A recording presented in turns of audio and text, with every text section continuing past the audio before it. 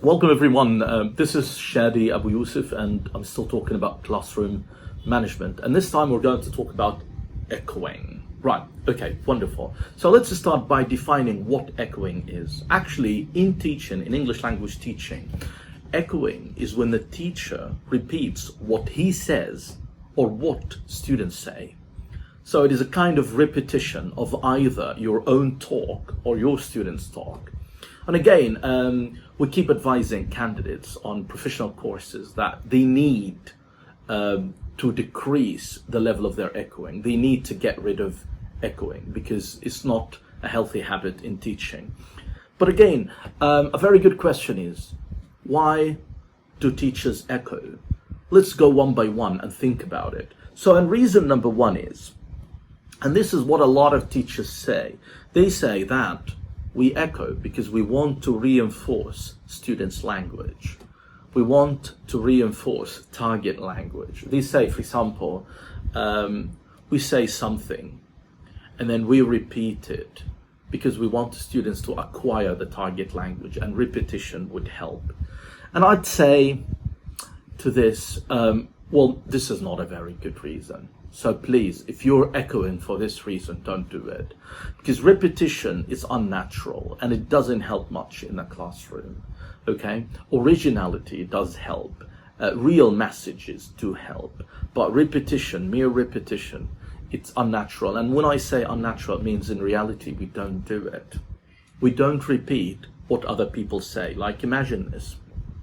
You meet someone on the street and then this person says, hi, how are you? And then you said, I'm fine. And then you ask this person, what are you doing these days? And then he says, I'm working so hard. And then you say, oh, you're working so hard. And they say, yes, I've got a lot of work. Oh, you've got a lot of work. And then you say, oh yeah, I mean, it's a busy, time of the year. Is it? Oh, busy time of the year. How does that sound to you?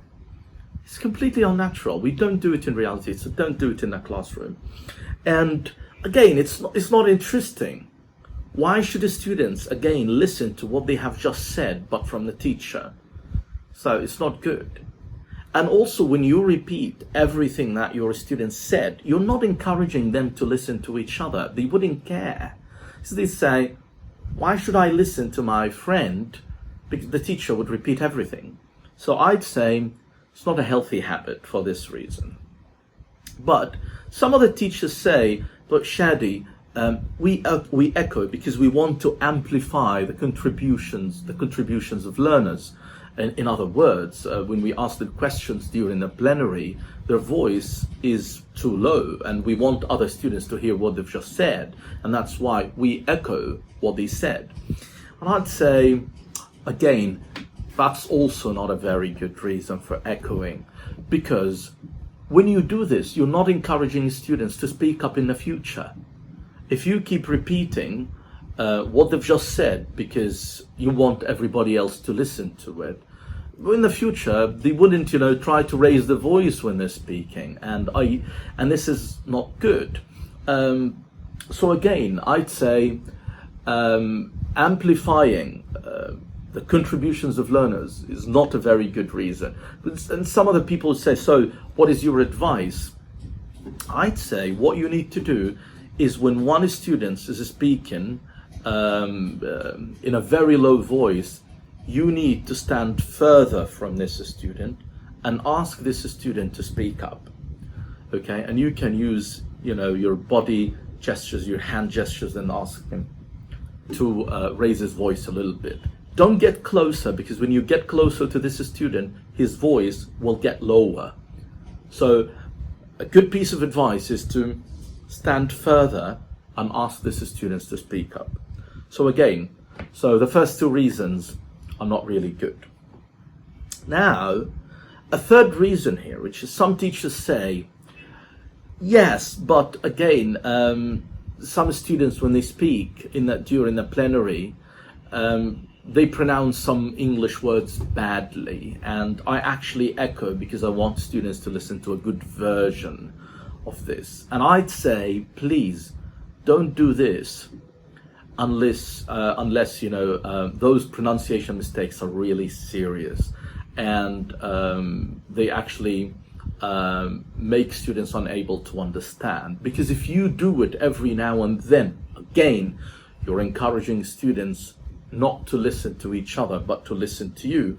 And also, you are trying to reinforce learners' belief that the only talk that is worth listening to is the teacher's talk. And this is untrue, because we know as teachers that a student's talk is really important.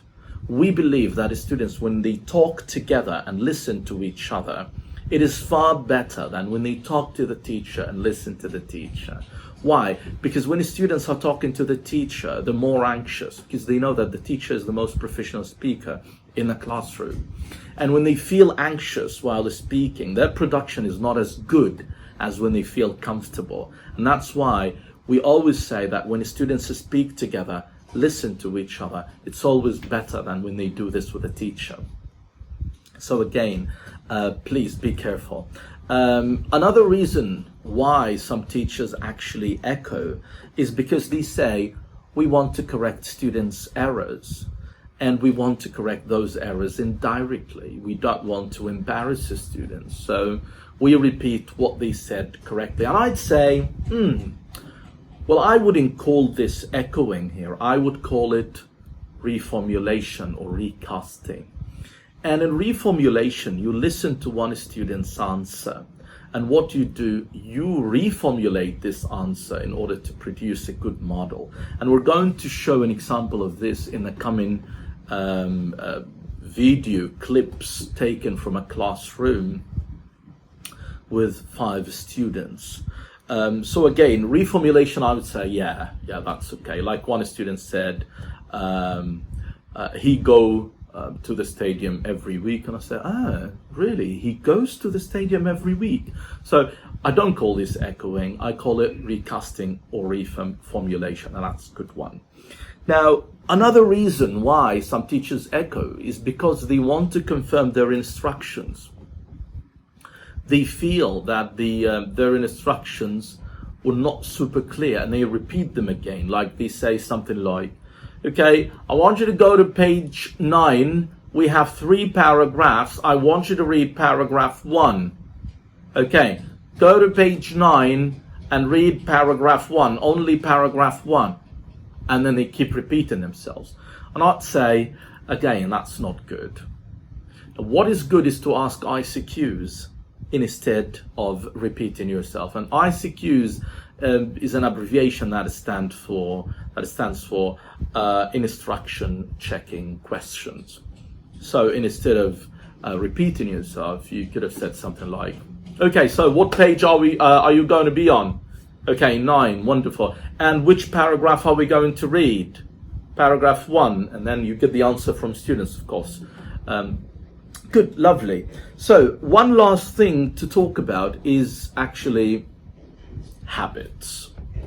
And again, some teachers do echo because of habits. They don't feel what they say, and they have those words that they keep repeating all the time. Maybe okay, and they keep saying okay, right? Or great, right. Okay, and again, that's also something that we don't like. Now let's watch a video now. And in this video, I will be teaching a group of 5 students, and I will be echoing like crazy. So I want you to see what we mean by echoing in a real classroom. Okay, let's watch this one.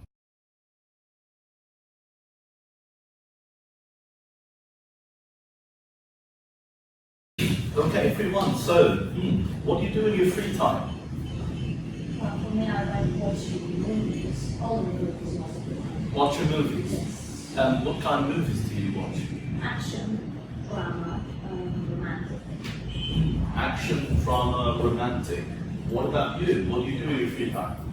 Watching movies also, reading books, novels especially. So watching movies, reading books, novels. What kind of novels? Romantic novels and horror novels. Romantic novels and horror novels.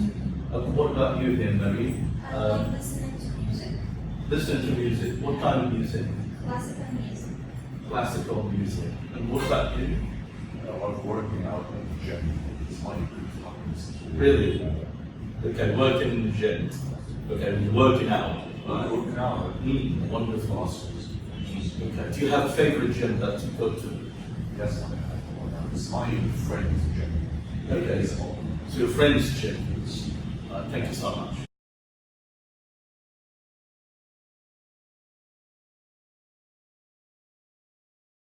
Okay, so tell me more. What do you do in your free time? I'm reading. So much. Wonderful. And what kind of books do you read? Novels or historical books. Okay, that's great. What about you, Mary? What do you do in your free time? I love listening to music. Okay, that's great. What kind of music do you listen to? Classical music is my favorite. Do you have a favorite singer? Yeah, sure. And musician, you mean? You know. Yeah, I love the Beethoven. That's like, Wonderful. Yeah. And what about you? So, what do you do in free time? I was working out in the gym.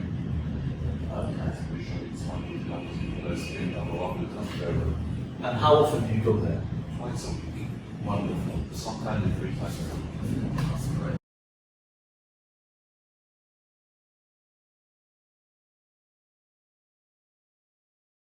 Okay, everybody, so let's have a look at this. She has seen the match.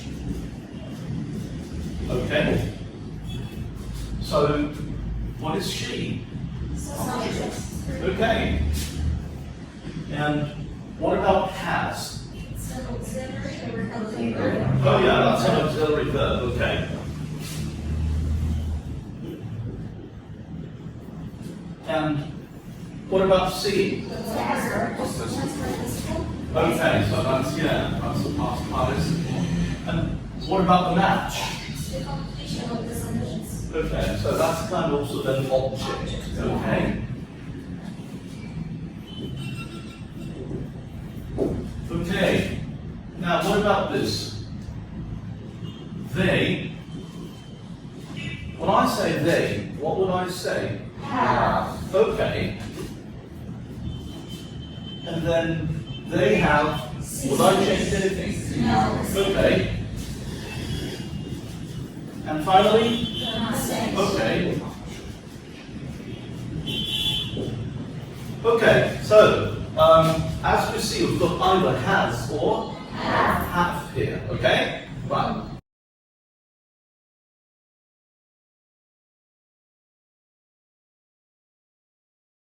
Okay, everybody, so what about she? Subject. Nice. What about has? Auxiliary. Good answer. And seen? Past participle. That's a past participle. And finally, the match. Object. Yeah, that's an object. Good answer. Good.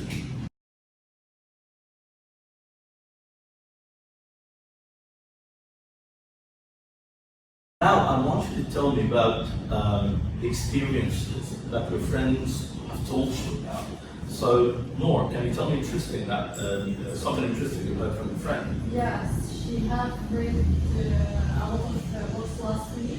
Ah, she's read a lot of books last week. That's good. Wonderful. Okay, what about you? My friend, he have traveled many countries. Oh, really? So she has traveled to many countries. Wonderful. Yeah. What about you? Can you tell me something interesting about your friend? She had watched many movies. Oh, she has watched many movies. Interesting. So, thank you so much. It was actually lovely being with you again. And don't forget to visit my blog, www.shadi.blog, or write me an email at the following address, me@shadi.blog. And if you like this video, don't forget to press like, subscribe to the channel, and activate notifications and leave comments. Thank you so much. Bye bye.